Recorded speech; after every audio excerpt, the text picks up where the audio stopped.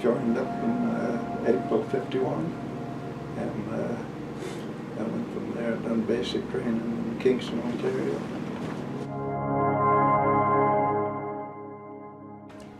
Going into this project, I hadn't a clue how to answer this question. I mean, I just didn't know what I didn't know.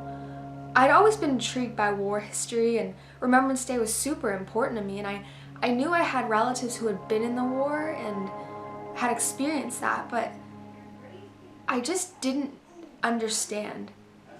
So when I decided to apply for this trip and I read the prompt, suddenly it clicked that I had an intense amount of learning to do.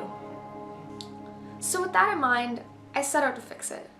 I interviewed my great-grandmother and my great-uncle, and I realized how many true heroes were actually in my family when I hadn't realized that before. We've seen a lot of these little kids starving. We had a lot of chocolate bars and everything to do with this, and every one of us would cut the chocolate bars up.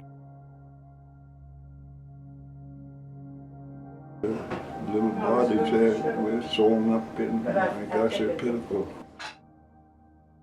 I have 7 brothers, and they were all in the military except one.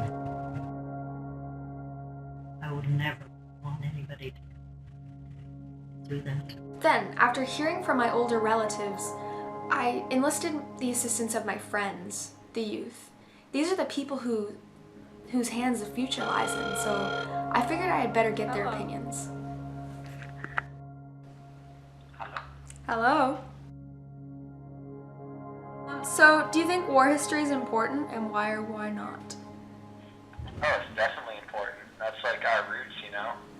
It should help us get to the root of the problem and fix it. If you know what happened then you can use it to further your knowledge and prevent future things like that happening. In order to not fall into the same faults, we kind of have to know what happened. Many a time you hear about the youth of the world and how we have these computers in the palms of our hands and how deteriorating that can be, but bits and pieces of information about what's happening nowadays.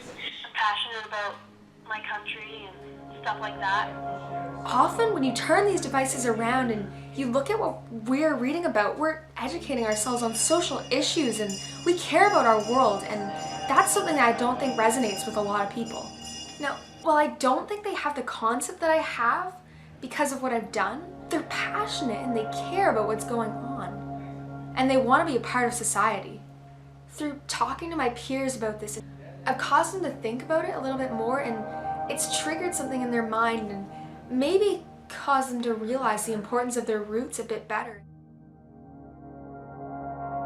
Give up is not an option because there is no other alternative. Because when you give up, it means you're giving up on life and everything, and we cannot do that. As human beings, we aspire to live and have a better life. I believe if my peers utilize our passion along with our social media and our internet skills, that we as a community ought to be free and independent, to keep our great-grandparents and our veterans' legacy alive.